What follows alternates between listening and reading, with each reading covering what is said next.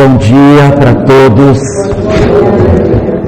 Um prazer imensamente grande estar hoje aqui com todos, nessa nossa oportunidade de conversarmos sobre doutrina espírita, principalmente em cima dessas discussões que hoje nos trazem, que faz menção exatamente a esse grande mecanismo que a doutrina espírita apresenta para nós, do processo de desenvolvimento, de crescimento, da evolução a qual todos nós estamos sujeitos.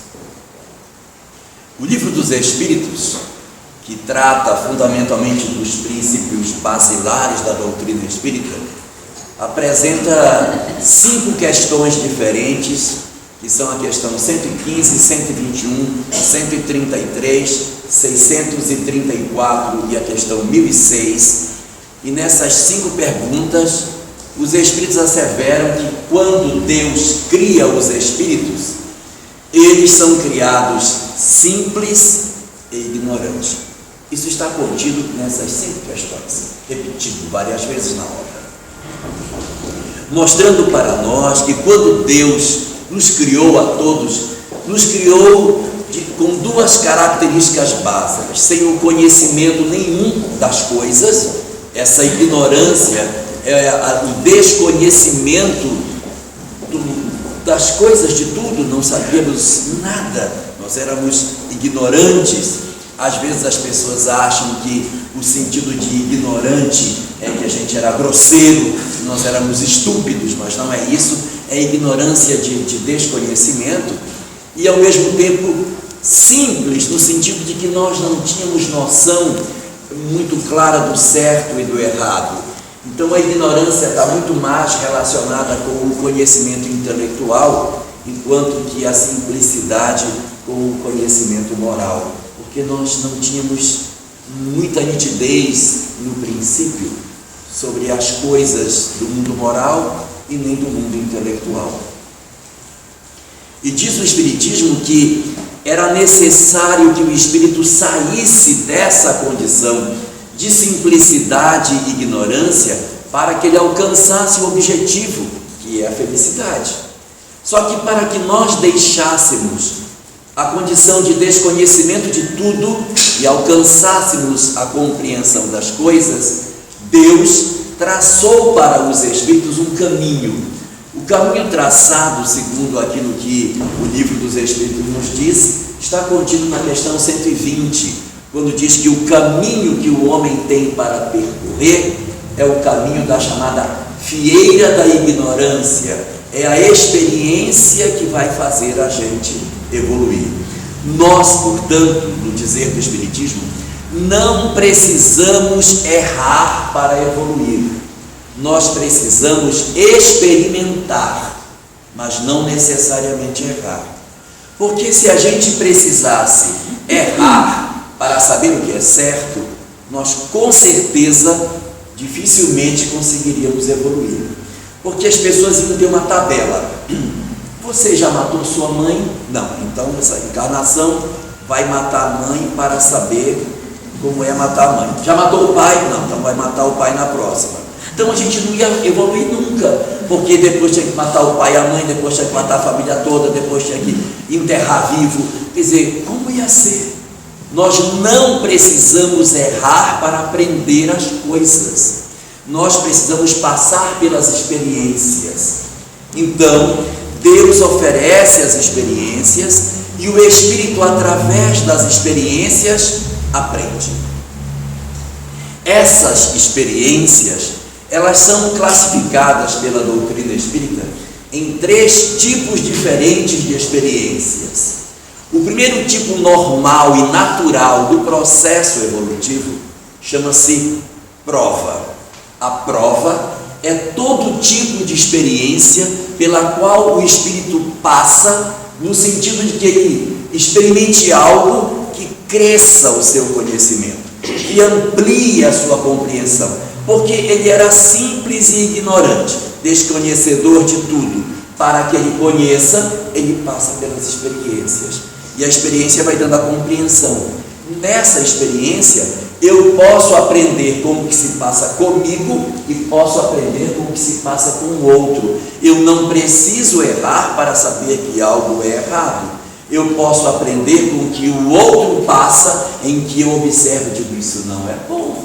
E aí eu decido de não fazer aquilo que eu compreendi que não é correto pela experiência que outro passou.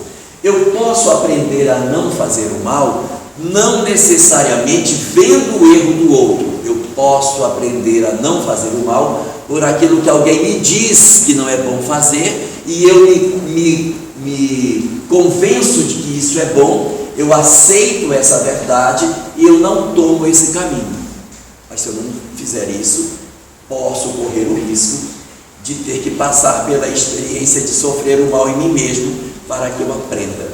Mas o mal não é o caminho natural da evolução. O caminho natural é que a gente experimente as provas nos deem a condição de experimentação, e com isso o espírito vai se desenvolvendo. Quando nós, por algum motivo, passamos por uma experiência e nós não conseguimos dar uma boa solução para a experiência que a gente passou, eu passei por uma prova e essa prova pela qual eu atravessei, eu não dei uma boa solução para essa prova, nessa circunstância a prova volta. Então nós retornaremos às provas em que nós não nos saímos bem, para que das vezes seguintes nós consigamos dar a essas mesmas provas a solução boa que não foi dada da primeira vez. E nós retornaremos a essas provas tantas vezes quantas se fizerem necessárias, até que a gente faça certo. É como na escola, né? Quando a gente faz uma prova e a gente, na prova, não consegue uma boa nota na prova, você vai ter que fazer a prova de novo. Joana de Ângeles, sobre essa questão, tem uma frase muito interessante, em que ela diz que a misericórdia de Deus é tão grande, que quando o espírito erra, Deus não pega o espírito e diz, para, volta e faz de novo. Não, errou, meu filho, tudo bem, vamos dar uma nova oportunidade, vou lhe dar uma nova família, um novo corpo, uma nova instrução, vou capacitar você, vou lhe dar mais musculatura de moral, mas a prova vai voltar. Aí ela vai voltar. Pode não voltar no mesmo cenário, pode não voltar com as mesmas pessoas, mas aquela circunstância em que você errou, o mais provável de acontecer é o retorno da prova para que a gente consiga resolver. Esta segunda situação, na qual a prova volta na tentativa de corrigir em nós aquilo que nós não conseguimos acertar da primeira vez, recebe dentro da literatura espírita o nome de expiação. Nós só passamos a dizer que alguma coisa é expiatória, que ela é expiação, quando nós tenhamos atravessado as primeiras vezes, passando por essa prova, e nós não conseguimos dar a boa solução. Aí ela retorna, agora sim, para tentar corrigir. Na Terra, a grande maioria dos espíritos são formadas de espíritos teimosos. Tem espíritos que passam pela prova e não posso fazer isso aqui não, e vai pegando um caminho bom. Quando vai pegando esse caminho bom, naturalmente esses espíritos, esse é um espírito bem obediente, e a gente vai aproveitando esses espíritos em lugares do universo, em planetas, onde tipicamente encarnam as almas mais dóceis. E aqueles que são mais teimosinhos, a gente vai separando. Esse aqui não é bom reencarnar junto com esses outros não. Vamos guardar esse pessoal para reencarnar junto. Sabe por quê? Porque muitas vezes, quando a gente tem dois problemas, um pode ser a solução do outro. E aí, Papai do Céu junta esses espíritos com essa característica em planetas específicos. A Terra seria um planeta muito típico para a encarnação de espíritos que a estrutura de comportamento deles está muito relacionada ou com provas, ou seja, experiências novas para a ampliação do saber, e expiações, que é o retorno das provas mal sucedidas, para que os espíritos se saiam melhor nas vezes seguintes. É por essa razão que, na classificação que Allan Kardec estabeleceu no livro O Evangelho segundo o Espiritismo, ele aponta a Terra como sendo um planeta típico de provas e expiações, porque a grande maioria dos espíritos que aqui encarnam possuem esse dom de serem teimosos e, portanto, inseridos na questão da expiação. A expiação ela é tão comum entre nós que a gente às vezes tem a noção do que tem para fazer, mas a gente não faz. A gente costuma dizer: eu sei que eu estou errado, mas eu vou fazer. Então esse é um típico sinal de teimosia espiritual. Nós somos teimosos, sabemos as coisas, mas a gente acaba não abraçando a proposta daquilo que seria o mais adequado para que a gente fizesse. Resultado: nós constituímos sociedades formadas por um monte de gente difícil, e o objetivo é que esse monte de gente difícil um ajude o outro no processo de melhoria. Uma imagem que talvez represente bem isso é o que acontece com aquela pedrinha linda que a gente usa no jardim, o seixo, que é uma pedra lisinha, toda boleadinha, que a gente coloca no pé das pedras, pé das plantas, assim, coisa linda. Os seixos não foram feitos por Deus assim, lisinhos. Eles eram pedras todas pontiagudas, todas cheias de imperfeições, e elas são nascidas lá no começo do rio. A corrente do rio, que seria a experiência, vai empurrando essas pedras, e elas vão rolando no leito do rio. Uma vai batendo na outra, e a imperfeição de uma vai lapidando a imperfeição da outra.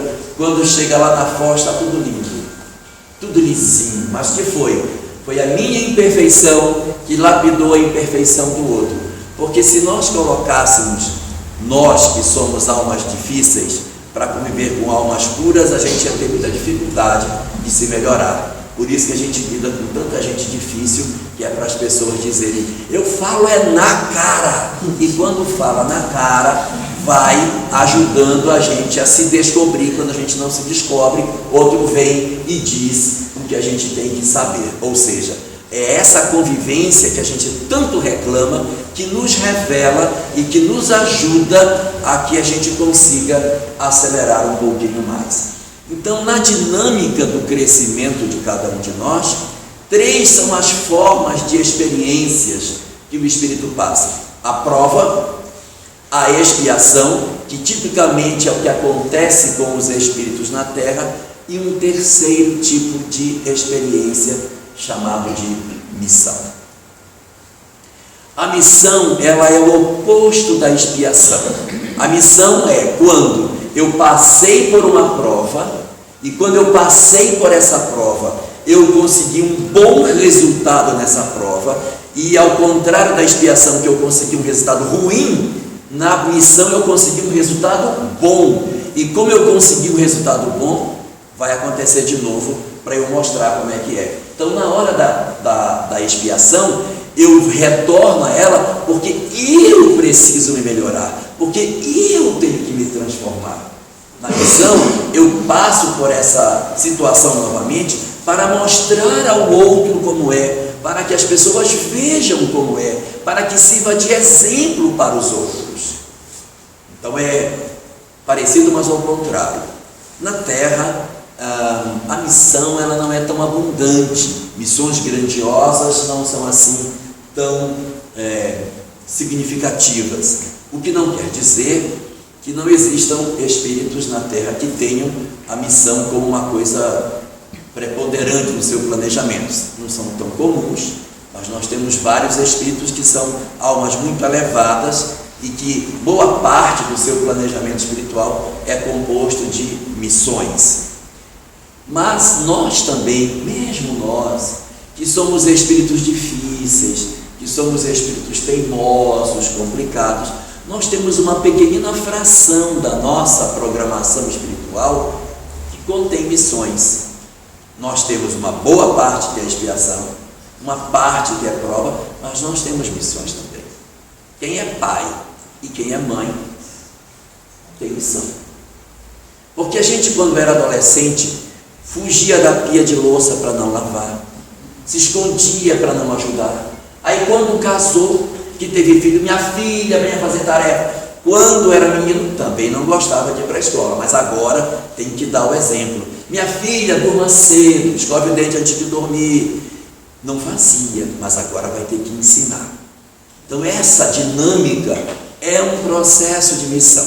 A questão 582 e 583 do Livro dos Espíritos assevera essa questão da missão da paternidade, da maternidade, como sendo atributos que o Espírito traz na tentativa de levar a outros a responsabilidade de se transformar. Então acabamos nós exercendo de alguma forma missões na Terra em função dos chamamentos que a gente tem. E um detalhe para os pais é que muitas vezes nós dizemos assim: ai, a tarefa de ser pai não é tão difícil, porque olha, você tem que se dedicar para poder transformar um filho, digamos, um sofrimento e tal. Como se realmente essa atividade fosse para que os pais exercessem uma transformação no filho. Mas há obras espíritas que dizem que o grande elemento que é educado na tarefa da maternidade é o pai, é a mãe. Porque você, quando vai educar alguém, você tem que aprender a lidar com o menino pequeno. Aí tem que ter paciência. Aí ele risca suas paredes, ele risca o sofá, ele corta o sofá, ele corta. Você tem que dividir o dinheiro que você tem. Dinheiro é para você, mas você paga um curso, você aprende a dividir. Então é esse exercício que é maravilhoso, que os pais vão fazer. E como não existe ex-pai, não existe ex-mãe, a gente vai ficar cuidando, eles ficam adultos, a gente continua chamando de menino. Porque tem que ir lá ver os meninos, estão tudo grande, e você continua cuidando, continua se dedicando. É esse exercício de amor que no fundo, ele é muito mais precioso para pai e mãe do que propriamente para os filhos. Então, a grande tarefa de educação que está acontecendo quando alguém é pai ou mãe é em mim. Eu estou, evidentemente, ajudando meus filhos a serem melhores, sem dúvida, mas a transformação que nós iremos passar, ela é muito mais significativa, a ponto de alguns dizerem que o avô é um cavalo brabo que o filho amansa para o neto montar, né? E aí, quando a gente tem neto, a gente não faz isso, mas papai, deixa, não trata assim não, meu filho. Mas quando era a minha vez, eu não era assim, mas é porque eu era ignorante. E é esse exercício, vai e vem, encarna de novo, vai e vem, encarna de novo, que vai transformar a cada um de nós para que nós sejamos melhores. Mas essa missão, ela existe. Então, nós vamos ter no crescimento, na tentativa da nossa evolução, passar pelas provas, passar pelas expiações, se necessário for, e exercer os papéis de executar alguma missão na tentativa de transformar os outros a partir da nossa transformação. É importante observar que todas as experiências, à exceção de uma, pode ser prova, pode ser expiação, pode ser missão. Todas, à exceção de uma. Então, não dá para a gente dizer assim: nossa, fulano passa por uma vida tão sofrida, deve ser uma expiação miserável, deve ser um espírito muito comprometido. Não, porque o sofrimento não está associado à expiação. Nós temos muito a ideia de dizer assim: fulano é um espírito que sofre muito, então é comprometido, hein? Aquele não, olha, a vida dele é uma maravilha, tudo lindo, então esse é um espírito missionário. Também não. Foi-se o tempo que se pensava assim. Na época do Antigo Testamento, entre os judeus, esse era um pensamento vigente. Quando Deus se agrada de alguém, Ele abençoa essa vida e a vida é próspera. Mas se Ele não gostar de alguém, essa vida está amaldiçoada, ele vai ser doente, pobre, lascado, sofredor. Isso mudou. O cristianismo veio e virou a chave, e não se tem mais essa leitura de que só as almas felizes é que não sofrem. Não, tem muitas almas superiores que passam por dificuldades, porque se nós formos admitir que só os espíritos complicados é que sofrem, vamos ter que redefinir o conceito de Jesus, porque nasceu pobre, era escravo, não é?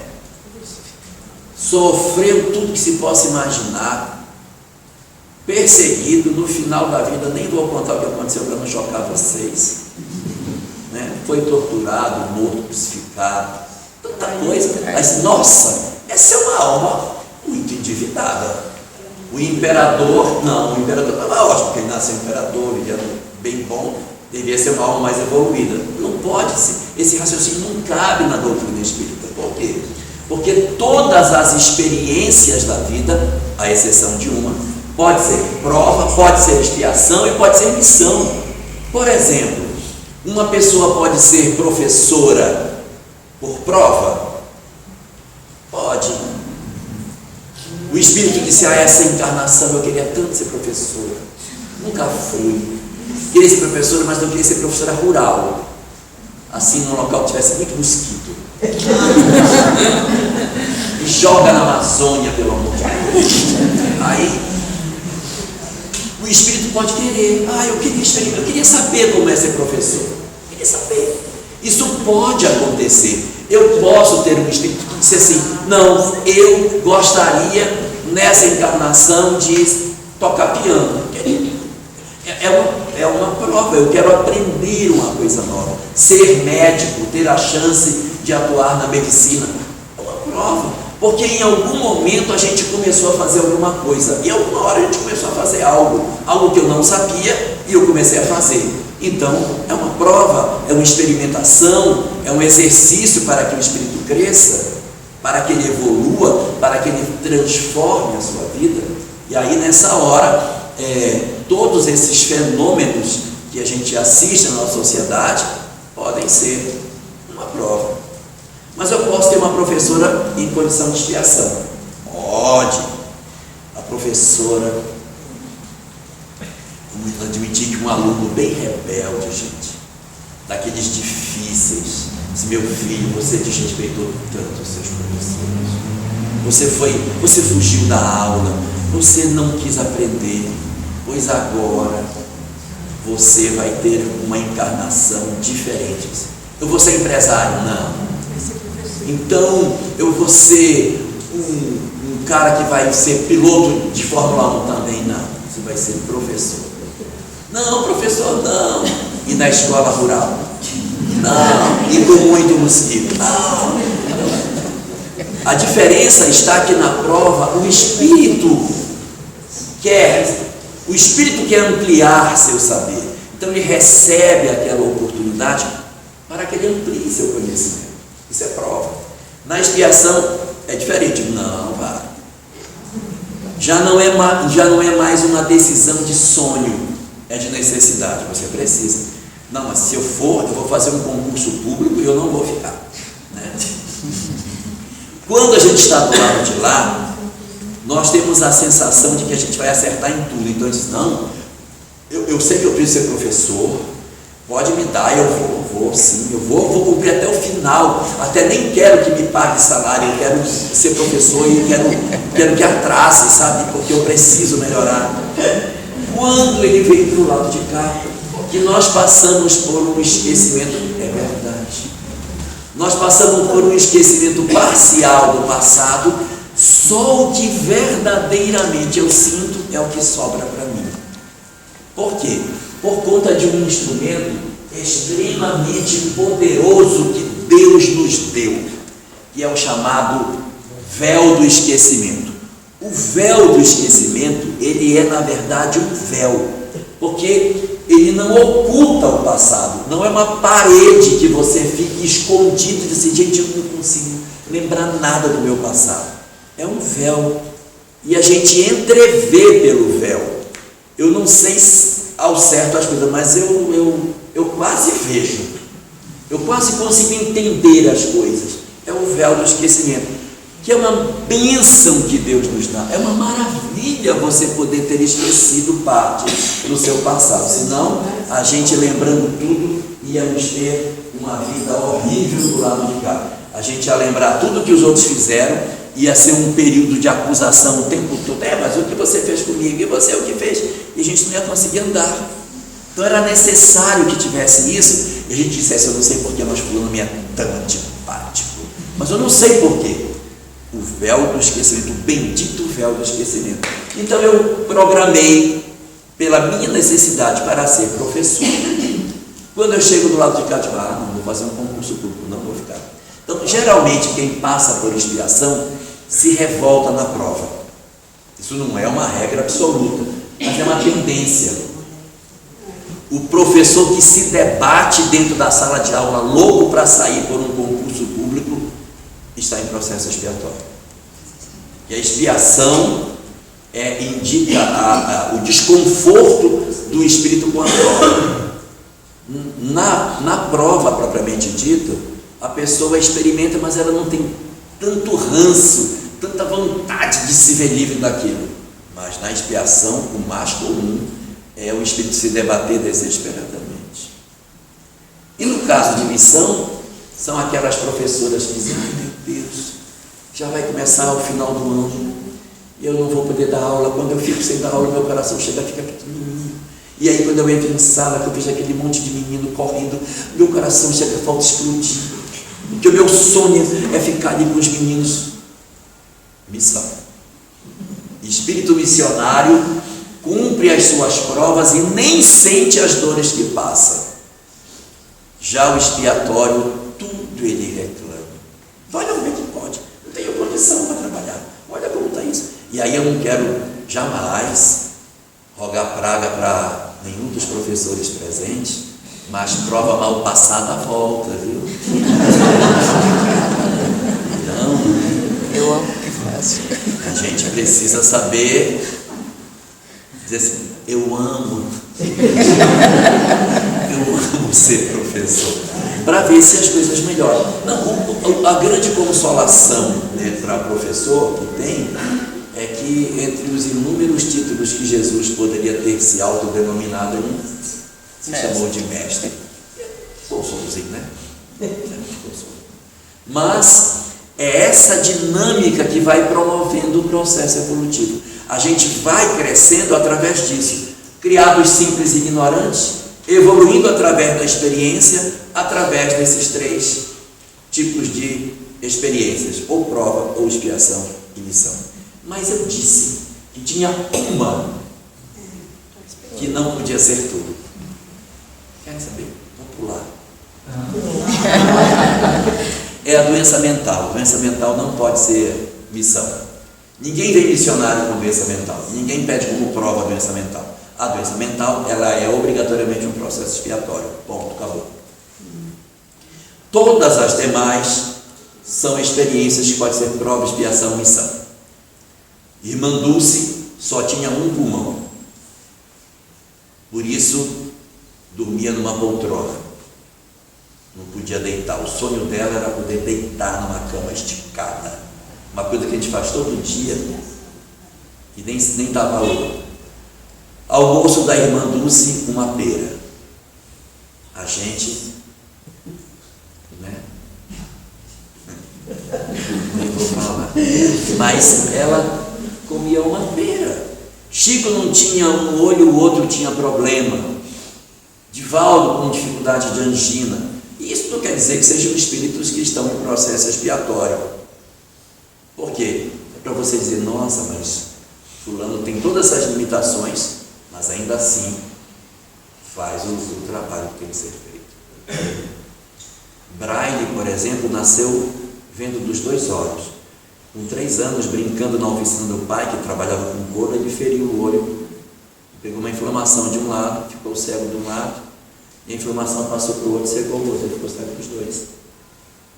E foi sendo cego que ele criou o alfabeto Braille, que hoje o mundo inteiro usa, e que durante toda a sua vida nunca foi usado. Ele sempre foi rejeitado, não se aceitava a proposta de Braille. Ele desencarnou sem ver o sistema dele operando. Havia, inclusive, movimentos contrários à adoção do método de Braille. Mas, apesar de toda a dificuldade dele, foi um cara que se dedicou a vida inteira a isso, não reclamou pela sua cegueira e deixou um legado extraordinário. E assim tantos outros que vivem experiências que aparentemente são dolorosas, mas que no fundo não constituem para eles sofrimento. Isso é uma característica típica das almas que estão em condição de missão. Eles não reclamam das suas dificuldades e acabam deixando exemplos do que eles fazem. E é essa a grande majestade desse mecanismo de evolução ao qual nós estamos sujeitos, que nos direciona no caminho da perfeição. Na dinâmica da compreensão desse fenômeno existe um mecanismo muito interessante, que é o desenvolvimento do nosso livre-arbítrio.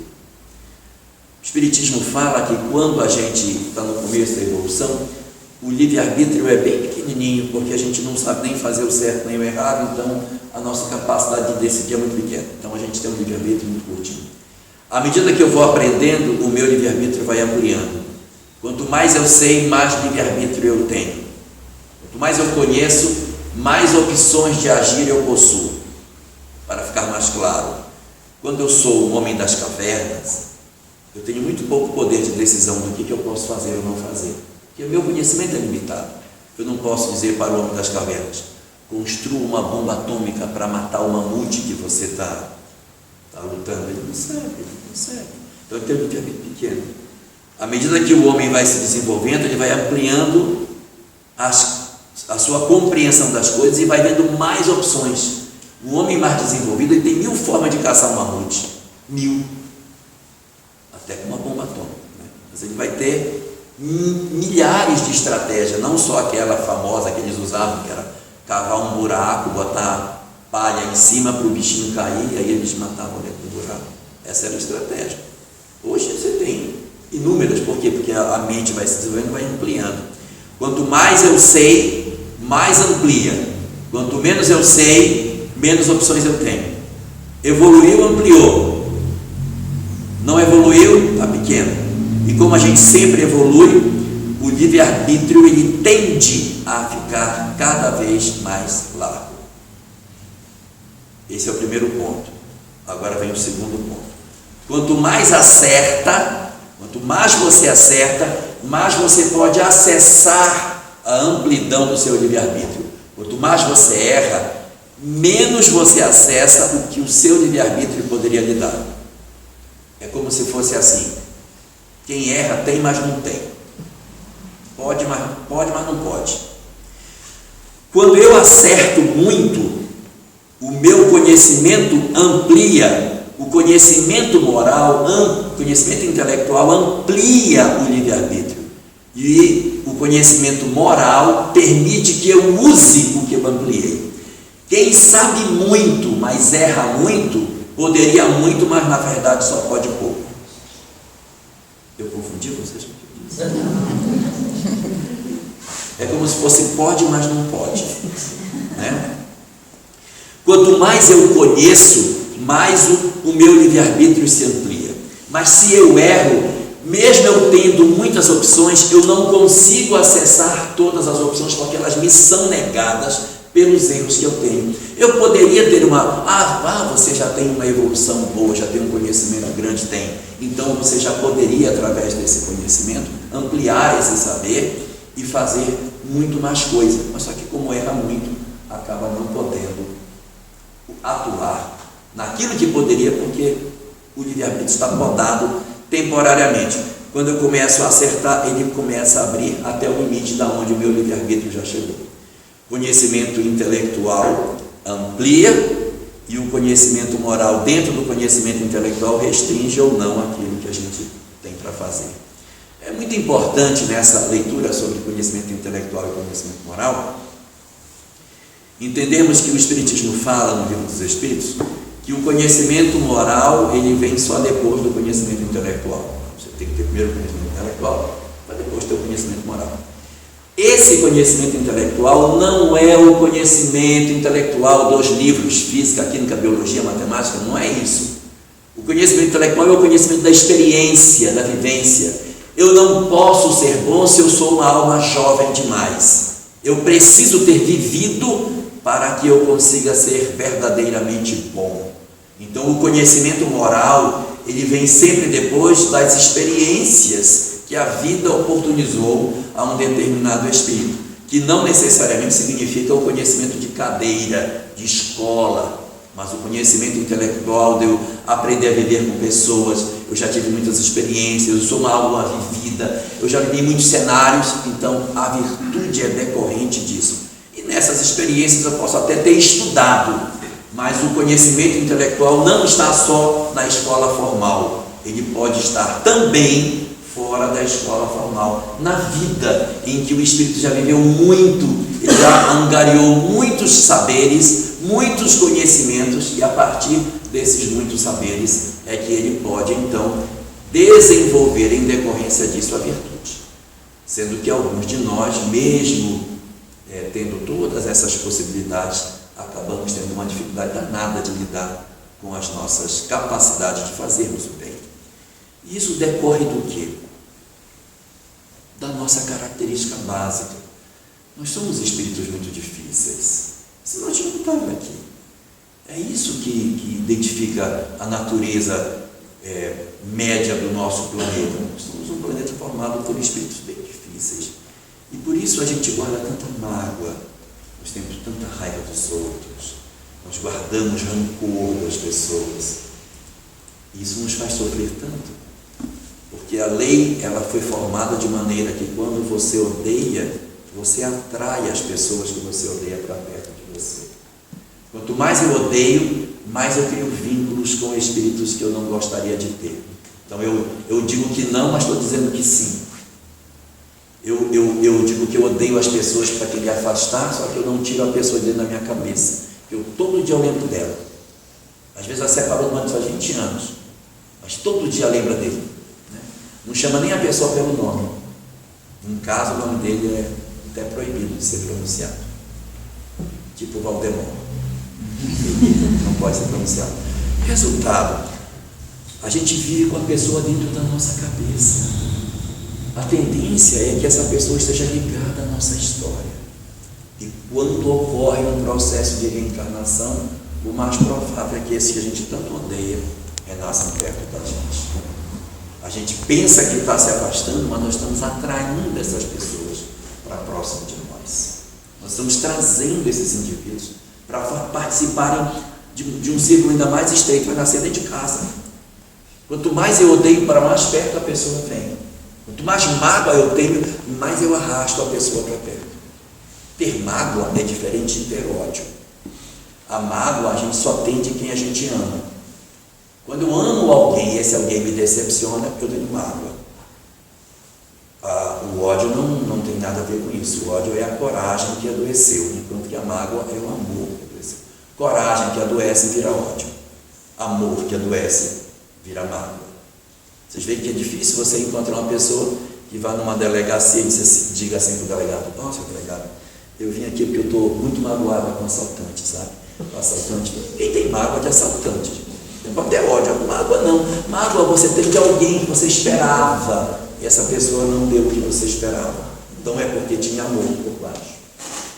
Mas independente de ter amor ou não ter amor, se eu tenho um sentimento de rejeição por alguém, eu tenho muita tendência de trazer essa pessoa para perto de mim, para que ela viva dentro da minha história de vida.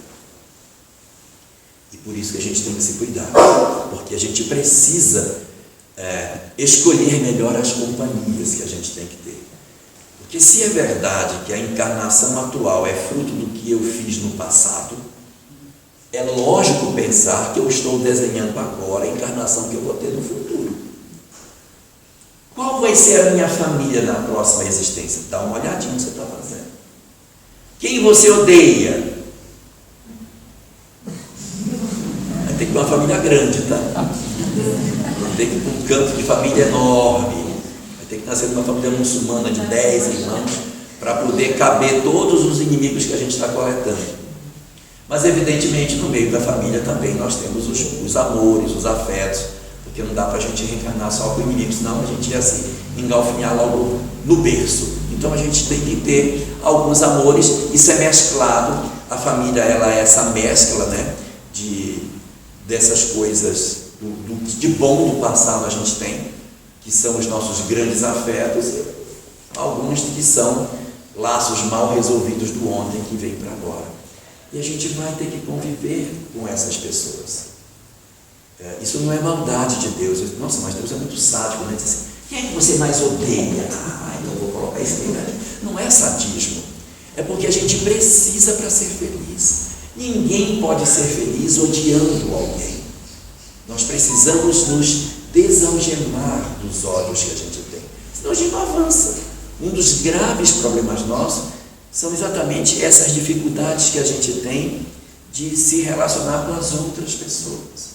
Então, se você não gosta de alguém, você precisa trabalhar isso para que se resolva, senão numa próxima existência, lá vem esse sujeito de novo participar da sua história, mais uma vez.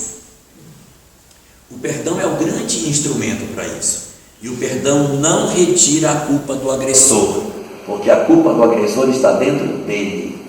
Quando eu perdoo, é eu me retirar da cena, é eu tirar aquela pessoa de dentro de mim, mas a culpa é dentro dele. Ele vai se resolver com o outro lá, não sei com quem.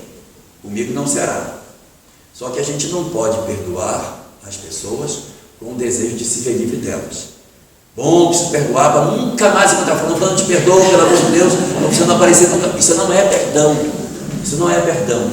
O perdão verdadeiro é aquele que você consegue compreender a pessoa e retirar todo o sentimento de raiva que você tem para que a pessoa siga a sua vida.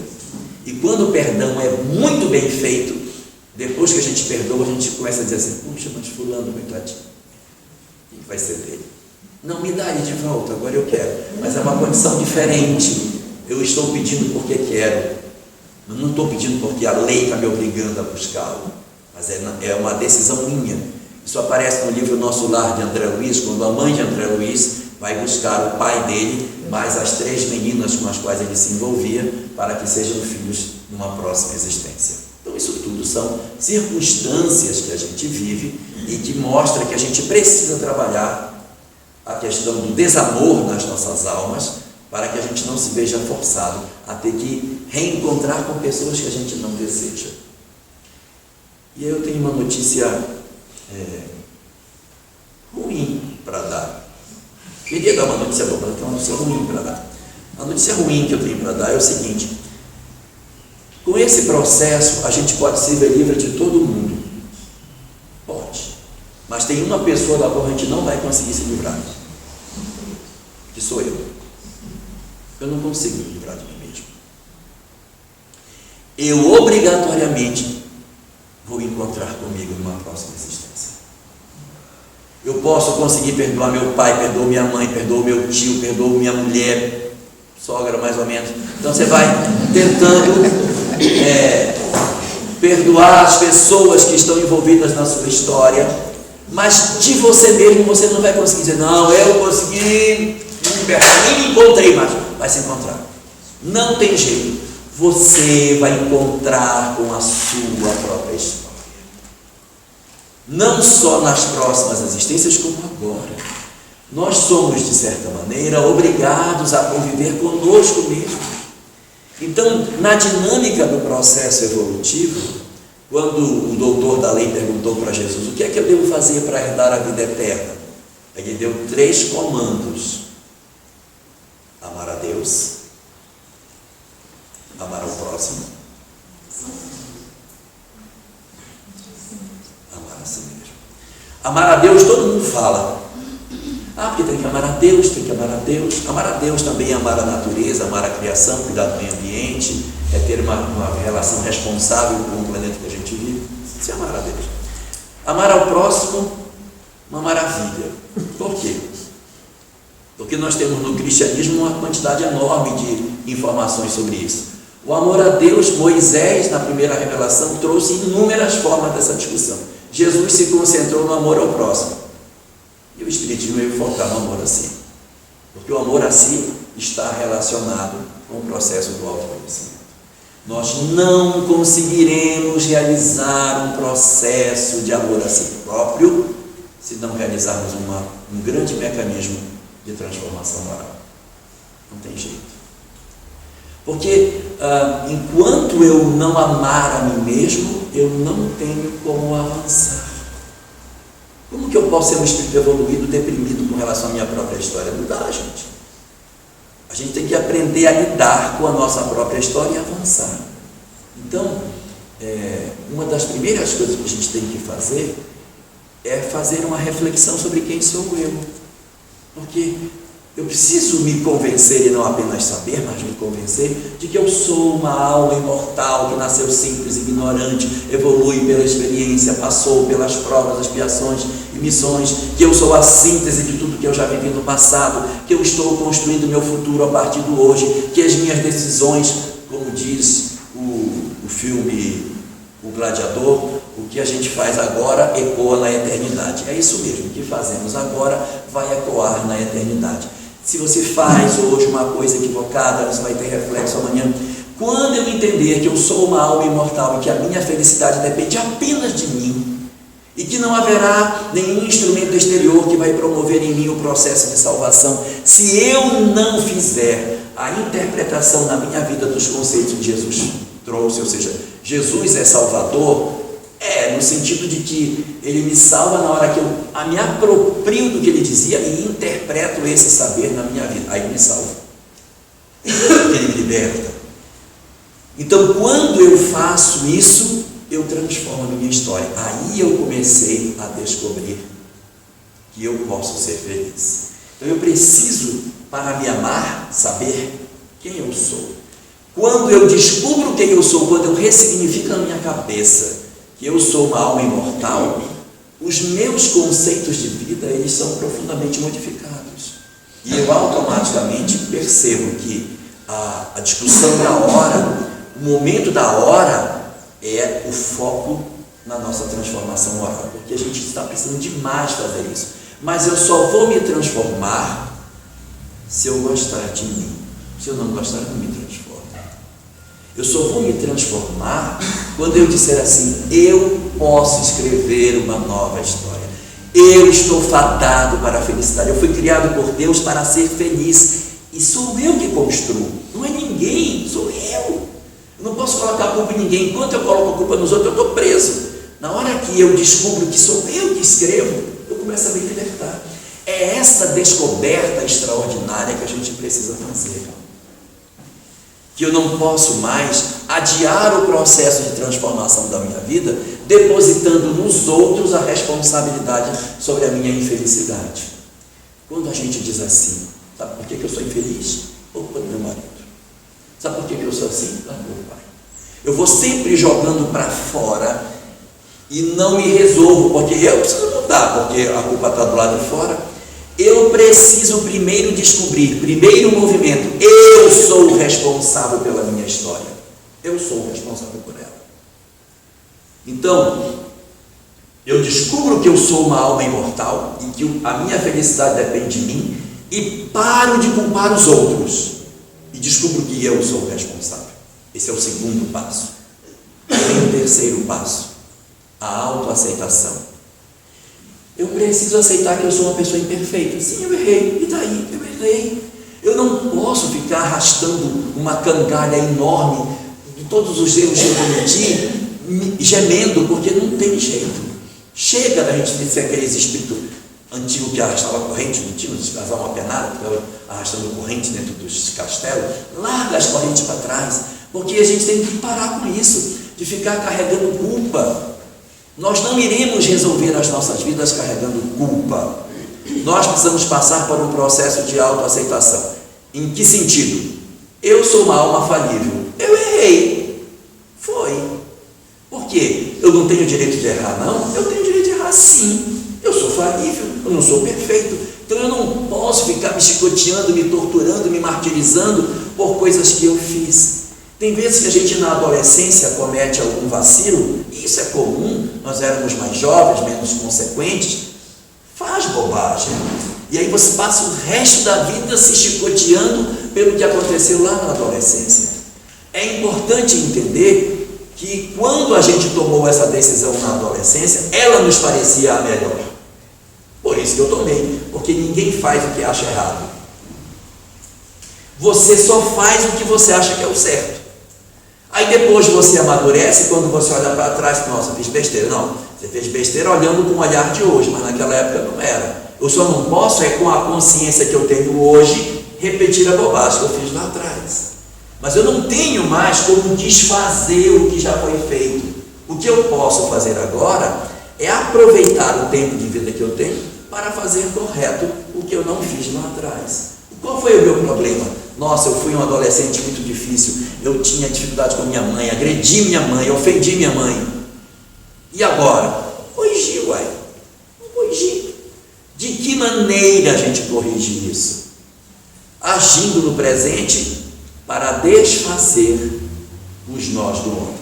Minha mãe está viva ainda? Está encarnada? Tá, então te aproxima dela. Vá até ela, procure. Tem uma obra chamada Momentos de Decisão, que é escrita por vários espíritos. Tem uma mensagem número 18 nessa obra, chama Culpa e Resgate. Marco Prisco é o autor e ele diz assim, eu não estou mentindo, é verdade, está lá na obra desse jeito. Se você tem alguma coisa contra alguém, vá até esse alguém e peça perdão a ela. Peça perdão a ela. Se ela lhe der perdão, vá em frente. Se ela não lhe der perdão, problema dela. Mas se você não pedir perdão, problema seu. Então, gente, se você puder, peça desculpa.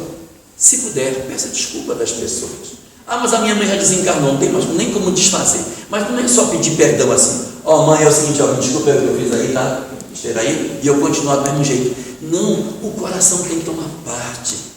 O Espiritismo fala de transformação moral, mas isso não pode ser discurso. Transformação moral do Espiritismo não é discurso. Eu tenho que mudar, preciso ser melhor, e aí eu agora mudei, eu fumava e bebia, não estou mais falando beber, então eu já estou bem. Na próxima eu cuido do resto. Não é assim. O processo de transformação moral é um processo permanente. É um processo permanente, transformador, permanente. Eu tenho que estar o tempo todo focado. Olha, eu preciso melhorar bem aqui, eu estou vendo isso aqui. Aproveite quando as pessoas falam de você. Você é muito... Quando ela disser, sabe o que acontece? É porque você é muito... Opa, deixa eu ouvir o que estão falando de mim, para eu aproveitar. Se uma pessoa disser, desconfie. Se duas pessoas disserem, considere que pode ser verdade. Mas se todo mundo diz, é verdade. É verdade. Então, foca para mudar. O foco nosso tem que ser esse, da nossa transformação. Então, na hora que a gente está fazendo esse grande mecanismo de mudança, nós temos que estar atento nesse fenômeno de autoaceitação, descobrir, eu fiz errado? Fiz. Então agora eu vou desfazer o que eu fiz errado. De que maneira eu desfaço? Mudando o meu comportamento. Ah, minha mãe já desencarnou, não posso mais, graças a Deus, não tenho como pedir perdão, então tá ótimo, vai ficar assim mesmo. Não, porque o objetivo é no nosso coração. Você era assim agressivo porque a sua relação com os outros era complicada. Procure exercitar isso. Procure lugares onde você possa exercitar esse sentimento de desamor que existia dentro da sua alma. Vamos exercitar isso, para que você consiga se liberar e se auto-perdoar do que você fez. Não vai ficar muito difícil. Ninguém caminha se não se resolver. E a gente precisa acolher a nós próprios. Eu errei, mas eu vou fazer uma nova história. Tem muitas pessoas que têm medo da lei de causa e efeito. A lei de causa e efeito, ela não existe para punir. Não é assim, então quer dizer que você brigava com a sua mãe, então agora você vai nascer sem mãe na próxima. Não funciona desse jeito. Você brigava com a sua mãe, brigava. Então como é que estava o seu coração? O problema não é o que eu fiz, é o que eu senti. Porque as pessoas não são julgadas pelo que elas fazem, e sim pelas suas intenções. Eu sou claro no que eu estou dizendo? O que a gente deveria reservar? Que pena você daria para um homem que pegasse uma criança pequena, criança, por exemplo, de 2 anos, pegasse uma faca e enfiasse na barriga dessa criança assim, lá embaixo até em cima, assim, abrindo, metesse a mão dentro das vísceras dela, pegasse o intestino, cortasse o intestino dessa criança fora, um pedaço do intestino fora. O que você faria com um monstro desse numa próxima existência? De acordo com o conhecimento que ela tem. Esse é um cirurgião, tá? Ele está operando a criança. Não é o que se faz. Não é o que se faz. É o que eu sinto quando eu faço. Ele está fazendo por amor.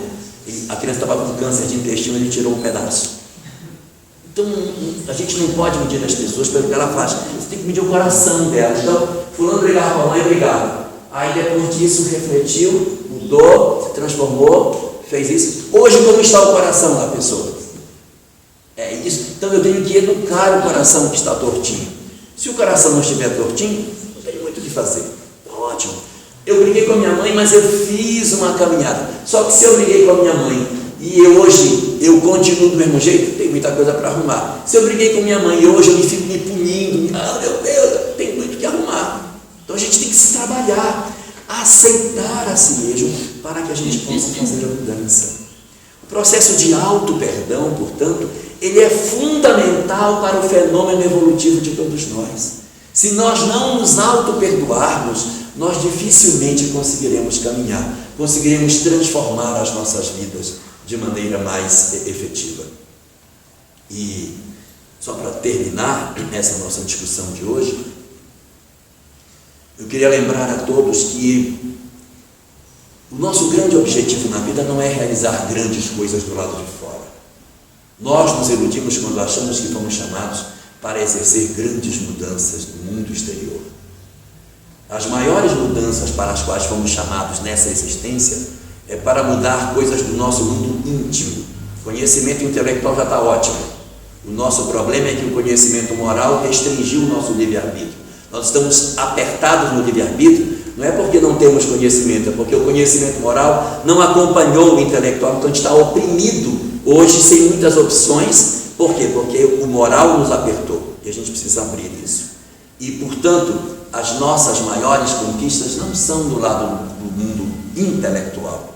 As nossas conquistas do presente são conquistas do mundo moral. E as conquistas do mundo moral que a gente tem para fazer são conquistas íntimas, lá dentro da intimidade dos nossos corações. Do lado de fora ninguém nem vai saber o que está acontecendo, só eu lá dentro que vou saber. Então são mudanças pequenas, muitas vezes dentro do lar. Por quê? Porque não é possível que Deus tenha reunido um conjunto de espíritos para fazer a nossa família com os quais eu não tenho que conviver. Não é lógico isso.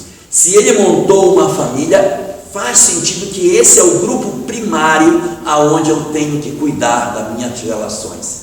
Eu preciso me esforçar para tentar resolver as minhas relações, primeiramente com o meu grupo familiar. E para servir de exemplo do que eu estou dizendo, eu evoco aqui uma mensagem que está na Revista Espírita de 1865, no mês de agosto, na edição da FEB, isso está na página 340, é uma mensagem chamada A Chave do Céu, em que os espíritos discutem sobre a questão da caridade e a família. E essa mensagem, que é assinada por Lacordaire, traz coisas muito interessantes para que a gente trabalhe o nosso mundo íntimo, para a nossa mudança interior e para a transformação das nossas vidas. Ele diz que a caridade tem 5 degraus e que nós precisamos exercer a caridade respeitando esses 5 degraus que ela tem. O primeiro dos degraus, que são as pessoas que prioritariamente você tem que exercer a sua caridade, o primeiro grupo, o grupo número 1 para que a gente cuide da caridade, esposa e filhos. É o primeiro grupo. É aquele grupo mais próximo que você tem para conviver. É aí que está o grande exercício. É aí que você vai exercer. O grupo número 2 são os nossos pais. Então, primeiro grupo para exercer caridade, minha mulher, meu marido, meus filhos. Segundo grupo, pai e mãe. Na verdade, os Espíritos chamam os autores dos vossos dias, porque se for madrinha é madrinha, se for tio é tio, se for uma avó, quem criou você? A esse que criou, você tem que ter cuidado, zelo com essas pessoas. Degrau número 3, os irmãos segundo a carne, que às vezes a gente esquece, depois que a gente casa, a gente se afasta dos irmãos, nem lembra que eles existem. Eles são o 3º degrau da caridade. 4º degrau, os amigos do coração, que a gente tem que cuidar uns dos outros. E o 5º degrau, os pobres de todos os matizes, a começar pelos mais miseráveis. Então, nós às vezes estamos invertendo esta pirâmide. Nós estamos cuidando dos de fora e estamos esquecendo de cuidar dos de dentro. Então, nesse grande fenômeno de transformação que a vida nos chama, que a gente preste atenção nisso e que a gente se busque interiormente, descubra onde estão nossas falhas, trabalhe aceitando a nossa própria intimidade, aproveite a relação em família para que a gente consiga fazer dessa existência uma existência extraordinária. Eu não tenho dúvida de que nós iremos lembrar durante muito tempo desta encarnação, por ter sido certamente a primeira de todas as nossas, que nós despertamos ainda na carne e podemos fazer muitas coisas com o tempo que nos resta. Desejo, portanto, a todos nós que a gente aproveite todas as lições que o Espiritismo nos dá e que a gente faça um bom final de existência para todos nós. Muito obrigado.